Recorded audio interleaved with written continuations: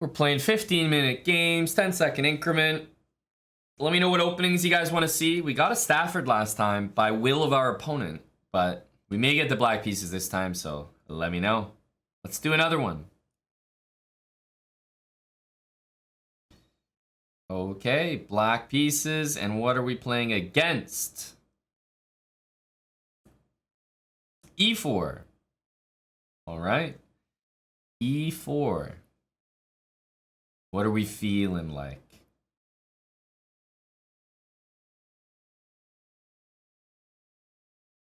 Okay, I'm gonna play E5. Truly, we've played a lot of different openings against E4. It's probably fair to say I don't think I've played E5 too much. Knight F3. The plot thickens. Still many options with black. Gotta play the most played opening. I agree. Yeah, E4, E5. Definitely an important one. Stafford Gambit time. Just for that, we're going to play Knight C6. Can't be caught playing that opening in public. Keep it principled. I agree, Tim. The people need to see some principled moves. All right, Knight C3. Okay, well, it looks like we're probably just going to get some 4 knights action here. That's what it looks like, at least. Knight C3, probably just Knight F6. 4 knights, baby. We didn't get the Italian, we didn't get the Ruy Lopez. I'm just going to go knight here. If I played bishop to C5 instead of knight there, then I might get hit with knight takes E5 and D4. That's a common trick. Similarly, if white plays bishop C4, now we can do the exact same thing to them. Knight takes E4 and D5. And this is a pretty well-known idea, which works out really really nicely for black. So when you see these knights there like that, and then they play bishop C4, it works even without this knight, this concept. But definitely important not to fall for it yourself with bishop C5. And now that he's played it, the idea is knight takes. If knight takes, we play D5. And if knight takes, bishop takes here, and then knight takes back, yes, we've lost our castling privileges, but the 2 bishops and the center will give us really, really good compensation. So we're going to play knight takes E4 here. Curious how he handles it.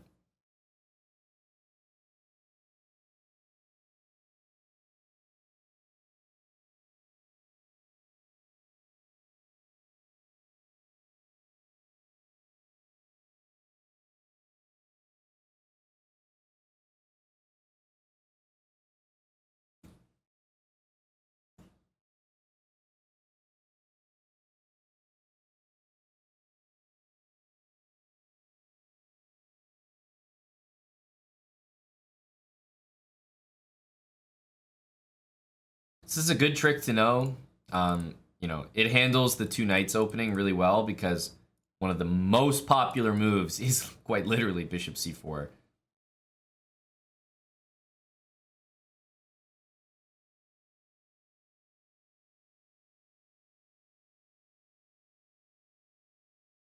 And if they don't play bishop C4, it would be weirder for them to play bishop B5 because then it's like, why didn't you just play the Ruy Lopez?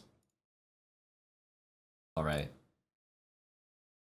Time for D5. If I don't play this move, then none of what I just did makes sense, right? So have to fork these pieces and win something back. And yeah, if I'm playing with the white pieces here, there's definitely something that I want to do, and it's save the bishop. So interestingly enough, he's saved his bishop, but he hasn't kept the pawn. So it's like maybe the worst option he could do is move the knight, because then he loses the bishop and doesn't get a pawn back. The second best option he could do is maybe like D3 or Queen E2, because at least he loses the bishop but gets a pawn back. You know, if he saves the bishop but doesn't get a pawn back, there's that option as well. But he's chosen what I would say is maybe not the worst option, but possibly one of the worst. He's not getting material back. He should play bishop d3. The best move is saving the bishop and reclaiming the pawn. And there's only one move that really allows you to do that, and it's bishop d3. So he's played bishop b3, and it's like, oops, he's losing that piece. Another one's being attacked, and if he gets ideas like, oh, fried liver time, then he's going to have a rude awakening. Queen takes g5. So the most annoying and frustrating part about this position is that his knight actually has no squares. It must go back to the starting square, which not only is hard to realize, but disheartening to even do once you realize it. So already it's on move 6 here, and we've got a better position just because of a simple move, simple trap to be aware of. It's not the type of trap where after bishop d3 we would have been completely winning and, you know, white can resign. Not at all. The material would be even, actually. But it's still beneficial for us to do that. And I credit him for finding knight g1, honestly. Because it's very easy for him to continue to blunder after that. So knight g1, it's up to us. There's definitely a lot of good moves here. Bishop c5 will be a nice move. Knight d4, maybe to take the bishop is a nice move. Bishop anywhere, just in order to castle. Great. But there's definitely something that stands out to me as a potential move, and it's queen g5. Very aggressive, very risky looking, because it lines my queen up there. But queen g5, hitting the pawn, if king f1, we could already say queen g5 is worth it. Already worth it. Because king f1 is a very bad move. After this queen move, if g3, then I'm thinking my next move, bishop to g4, is a pretty good one as well. So I like queen g5 because it's very forcing. The bishop is way over here, and white's not ready to castle. So I think queen g5 is a really good move here, and I'm probably going to go with it. But if you ended up going for a bishop move in order to castle, I mean, that would be a great idea as well. So queen g5, hitting this pawn. I always caution lower rated players to really triple and double check every single move. When your queen is on one of these squares, double and triple check every single move that it's not hanging to the bishop. And obviously before you put it there, double check the exact same thing. Because I can tell you these two squares right here are not usually safe for the queens to go. And I can't count the amount of times people have played this move when it's been safe, and then d4 gets played, and they just take the pawn and they blunder their queen. It's such a common blunder. So if you make this move and it's safe, great. But on the next move, double check. You don't even have to check other pieces. Check the damn bishop. That's all you need to look out for. That's the main piece that's going to be taking your queen on that square. g4 and g5 are caution squares.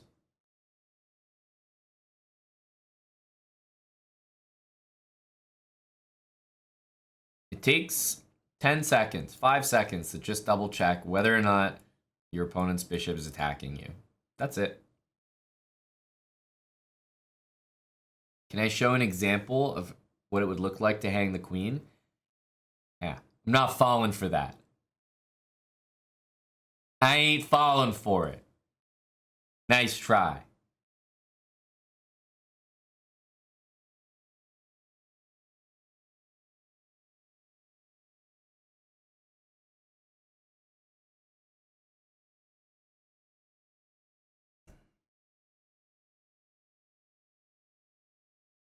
Okay, the most natural move in my opinion. Bishop g4 was going to be my follow-up move. It hits the queen, and white has some options and some important choices to make. After bishop to g4, then you have to start thinking, okay, if knight e2, I go like bishop f3, and I'm right in there. Right? But if pawn goes to f3, and I take, knight takes, queen h5, boy, that's starting to be really strong. And don't forget, knight d4 is coming in as well with the pin. So to me, bishop g4 is an all-star move here. All because of this knight takes e4 move. Bad things may be happening. The queen is trapped. So these are the only two moves that stand out. There are other moves to play, but those ones are definitely the main two that come to mind. But if white wanted, he could technically play a move like that. It could be played, right? Because then there's a counterattack. So you always have to watch out for stuff like that.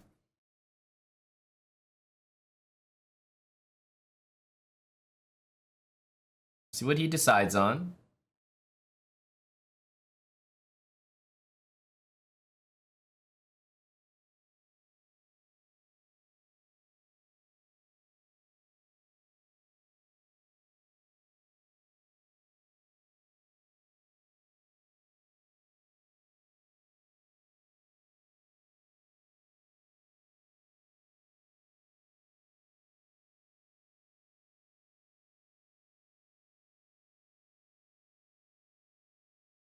The safest looking move is definitely knight e2 because d4 needs some calculation to hang your own queen. And f3 takes, queen h5 honestly looks damn scary. It really does. e4 and knight d4 coming in. So I would say knight e2 appears to be the safest move, but it may actually be the move that gets you hurt the most. But what is an example of what I've been talking about with my queen is like people will play queen g5, great move. Then they'll play bishop g4, great move. And then after knight e2, they might play bishop f3, maybe hitting the rook, right? And then white will go d4. And then you'll be like, bishop take h1. And you'll lose your queen and you'll lose the game. Which is a reminder that you always have to be looking at your queen, looking at the bishop on c1. Just always check every single move. Is it attack? No? Okay, proceed. Is it attack? Yes? Okay, then deal with it. So common. I see this mistake all the time. f3 played. Nice move. We're gonna take. Okay, after we take, we have an idea of maybe playing f2 check, right? That is a discovered check. Or not really discovered check. It's a discovered attack. f2 check, taking the queen, winning it. Okay, if knight takes here, we're probably going to play queen h5. That way we increase the pressure on the pin. There are these other small details, like, you know, after knight takes here, why do we go queen h5 to increase the pressure on the pin? Why don't we go queen f5? Why don't we go queen f6? And it's just kind of a force of habit. Like, the more games you play, the more you get used to h5 just being the best square. On f5, there may be a situation where white can play knight h4. Get out of the pin and hit your queen. And it's not nice to allow that. Queen f6, there might be a situation where your bishop is hanging and it needed to be defended. Maybe when white castles and a rook shows up here, you don't want your queen to be on the same line as that rook. There might be another knight move that bothers you. Queen h5 is just totally safe. The knight is completely pinned, can't move, and the queen is on a safe square. It also supports the bishop and puts a little more pressure on that diagonal. Directly on that diagonal, not just on the knight. So queen h5 here for sure. Now this is a massive threat. Castling to defend it is, 100% the move that makes the most sense. And yes, it feels great here that my queen is no longer on that danger square, so that's another, like, good thing that's happened.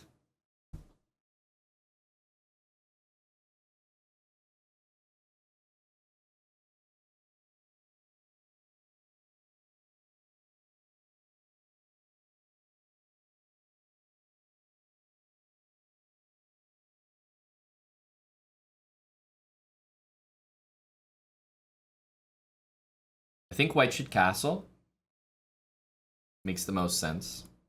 Guards the knight, and gets the king out of the way. Once the king ends up there, I will have a couple follow-up options. The first one, I mean, we're thinking about this pin here. The first one that seems obvious is e4, because that is the best way to win a pin piece. Attack it with a knight, or with a pawn rather. In this case, it's a knight. We also have knight d4, which also threatens the knight and appears difficult to defend. But the thing with knight d4 is maybe this bishop from far and wide can show up on d5 to defend it, right? It's possible on this move that bishop there might get played. So just always have to keep that in mind.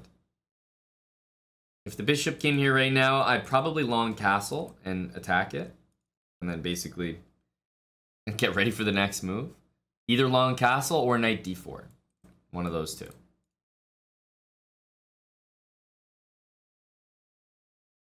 So we'll see how he wants to defend it. He's only got one piece out in the bishop because this guy developed potentially into his doom.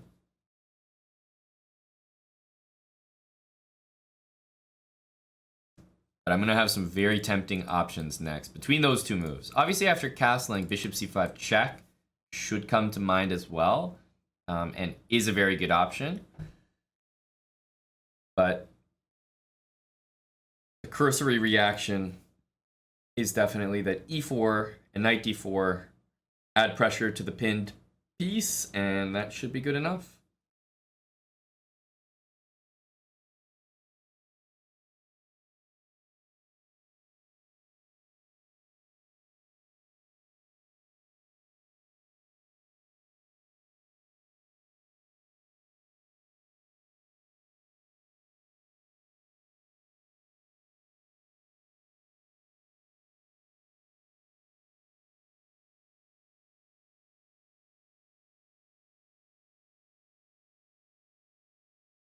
How did the opponent end up in such a poor position?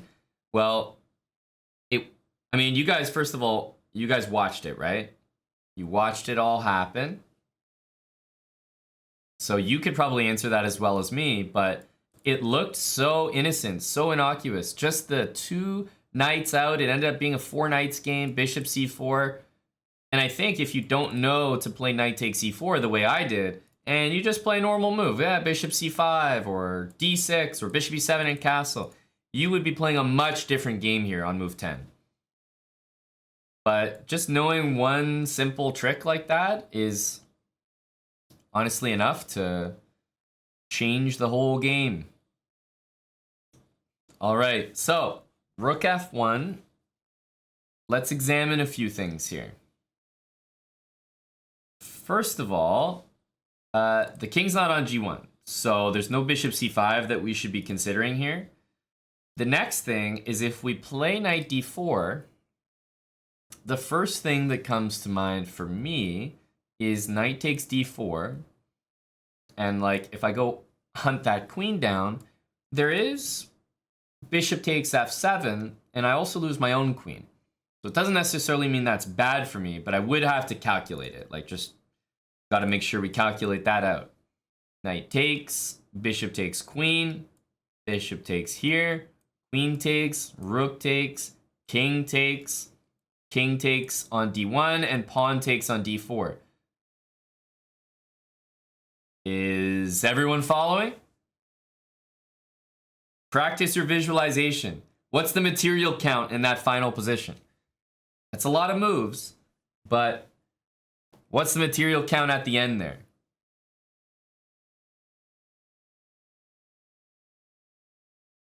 Is it something I can go for, feel confident in?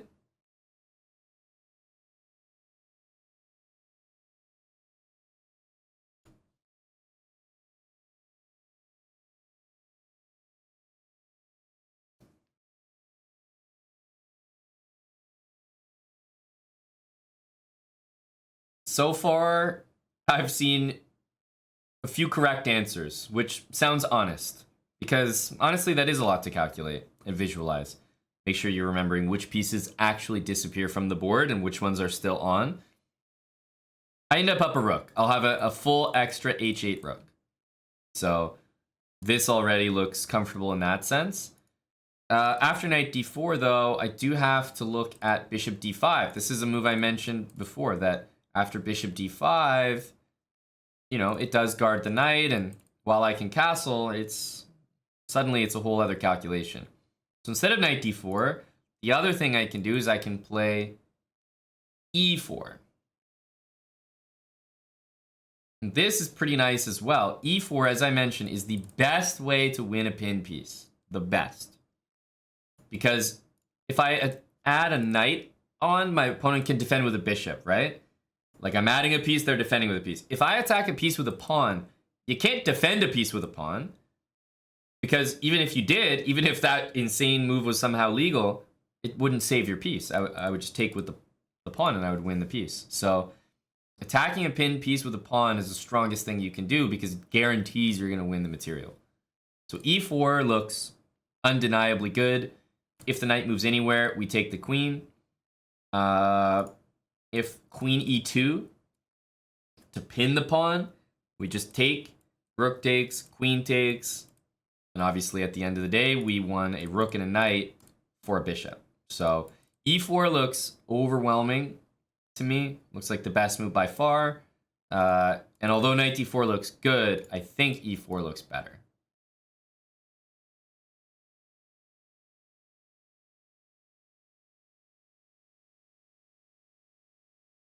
And at this point, there are definitely some moves that, I'll be honest, like I'm not calculating here. And it's not because I'm not saying them out loud. I'm just actually not calculating them. Because you kind of have to trust that in a position like this, that you're making the right decision. So like bishop f7 here, I'm not really calculating, to be honest with you. I just know that my opponent's in serious trouble here. Bishop f7, it's like queen takes. Okay, there's still a pin there. I know I'll be up material at the end of this no matter what. If the knight moves somewhere and I take the queen and I lose my queen, I already have my calculation from earlier to tell me that I'll end up, at the very least, up a rook there. So that's why I'm not really concerned about those. But not a single piece in the position can help defend the f3 square. Bishop d5 isn't even possible. And I'm not sure it would help.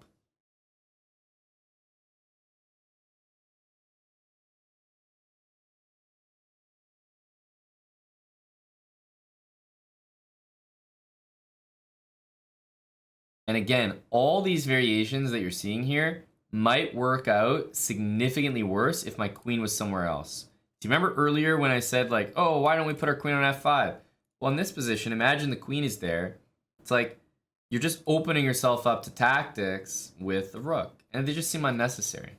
Why would you want to deal with them? Queen h5 is just such a great square to attack the knight, in on this diagonal. It's out of harm's way, and it protects the bishop. So definitely the move you're going to want to play every time. A very tough position for my opponent, though. This is all off the back of a 4 knights opening and just walking into a trap that, honestly, if that trap was executed properly by my opponent, like if his reaction to it was the best possible, I would be maybe slightly better, or maybe just equal. Like, not a serious advantage for me. Preferable, maybe slight edge, but nothing crazy. But it's funny how that one tactic, because I'm saying tactic because I'm not even like winning a pawn. It's actually just equal material at the end, but it is a preferable position for me. That one tactic basically won me the game in 11 moves. So that's how to KO the 4 knights.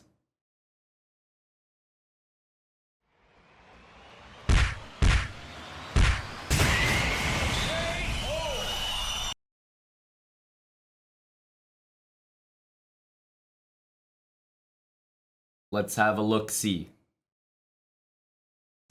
Let's have a look-see.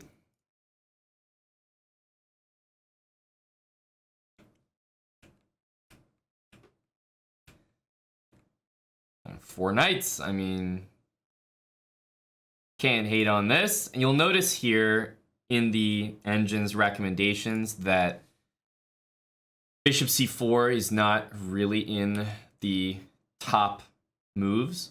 So bishop c4 is one of these moves where it's in the book, but it's in the book that you don't want to be reading. It's like bishop c4 is a book move. Black's better. Huh?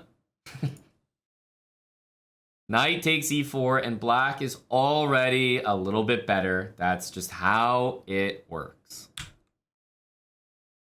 Now, white needs to take this back. The other option is like, oh, why would I play this line? I'm going to lose my castling rights. You're correct. But after this, d5 kicks your knight away. You can give me this check, but you'll notice it does not help you. I move my king. There's no danger anymore. I'm going to kick you out with h6. You're going to have to play this awful looking knight h3. I have the bishops developing to some amazing squares. e4 is going to kick this knight back to g1. Like, it's complete disaster for white here. It's -2, even though the material is equal. So this would be really, really bad. So white kind of has to take here. And then I play d5. And you'll notice that all moves except bishop d3 are just insufficient. Number one, if I pick a piece to save, it's going to be the bishop. The bishop's better than the knight. So if I save the knight, but I lose the bishop, it's already not worth it. For example, queen e2. Yes, the knight's hanging, but I would definitely take the bishop. And the position is, you know, as a serious evaluation, even though after queen c4, the material would be equal. So you have to save the bishop. But then what my opponent did was save the bishop, but lost material, because he wasn't able to claim that pawn back. Bishop b5 looks like a funny way to try to get material back, right? Knight takes e5. Unfortunately, this walks into something that you do not want to fall for. It's a really nice trick, I guess. And it's involving the same thing that I did in the game. So knight takes e5. Yes, it's a pin. And yes, if bishop d7, like, we could trade, and white would actually be completely fine here. But the nasty thing is queen g5 makes the exact same threat. Queen g5 hits the knight, hits this pawn. That would be a great way to play for black. On top of that, queen d5 is already a really good move. But queen g5 is exactly the move I used in the game, and it's really, really nasty to deal with. Knight takes c6, and you're like, oh, you know, I'm going to take back and win the rook. Well, not so quick, bucko. Queen takes b5, and all of a sudden, your knight has nothing better than to go back, and white is all over the position. Or sorry, black's all over the position. 2 bishops. This is really nasty. The queen returns to g5. Bishop g4 again. Castle long. I mean, the position is a serious negative evaluation, even though the material is equal. All that to say, my opponent played this, and after pawn takes here, this knight has to go back to g1, which is a terrible concession. Queen g5. Again, my opponent kind of probably should have played king f1, but after this, bishop g4, and white's lost here. It's -5. It's as if white's down a rook. That's a really nasty evaluation. Notice queen h5, significantly better than other options. That will always be the case, so just a good reaction to keep in mind.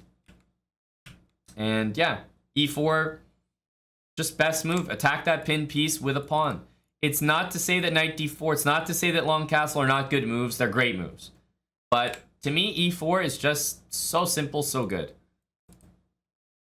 You know you're going to win material by force here. And my opponent resigned. I mean, it was a very short game.